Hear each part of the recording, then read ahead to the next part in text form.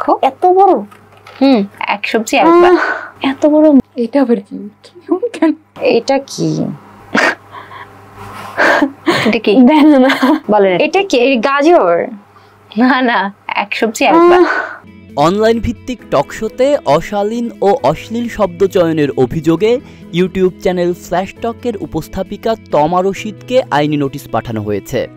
রবিবার সুপ্রিম কোর্টের আইনজীবী মোহাম্মদ ওবায়দুল্লাহ আল মামুন সাকিব এই লিগ্যাল নোটিশটি পাঠান।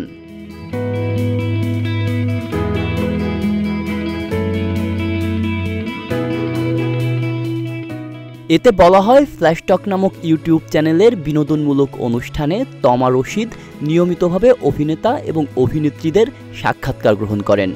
তবে এসব সাক্ষাৎকারে তিনি আকারে ইঙ্গিতে কিংবা সরাসরি নানা অশ্লীল ও আপত্তিকর শব্দ ব্যবহার করে থাকেন, যা পরবর্তীতে সামাজিক যোগাযোগ মাধ্যমে ছড়িয়ে পড়ে নেতিবাচক প্রতিক্রিয়া তৈরি করছে। এটা কি আপনি দেখতে পাচ্ছেন? আপনি দেখতে পাচ্ছি না। নোটিশে আরও উল্লেখ করা হয়েছে, এসব কন্টেন্ট ও ভিডিও শুধু বিনোদনের নামে প্রচার করা হচ্ছে না, বরং তা সমাজের পারিবারিক, ধর্মীয় এবং নৈতিক মূল্যবোধকে চরমভাবে প্রশ্নবিদ্ধ করছে। ফলে তরুণ সমাজের মাঝে তৈরি হচ্ছে বিভ্রান্তি, পাশাপাশি সামাজিক অবক্ষয়ও হচ্ছে ত্বরান্বিত।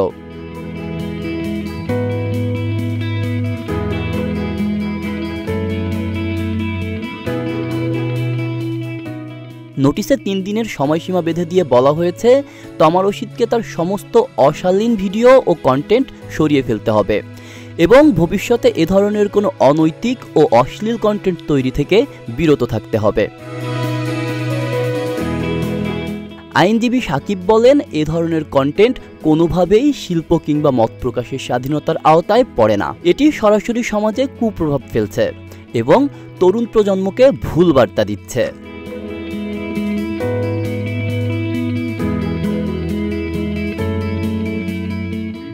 তিনি আরও জানান, নির্ধারিত সময়ের মধ্যে কোনো ব্যবস্থা নেওয়া না হলে তমা রশিদের বিরুদ্ধে আইনি পদক্ষেপ গ্রহণ করা যাবে, যা ফৌজদারি ও ডিজিটাল নিরাপত্তা আইনের আওতায় পড়বে।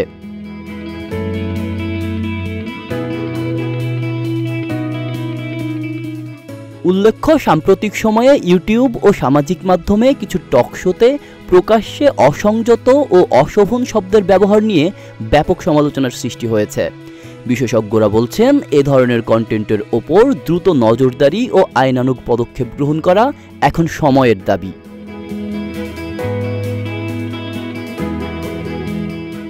আব্দুল্লাহ রাফসান জনি, ঢাকা প্রকাশ।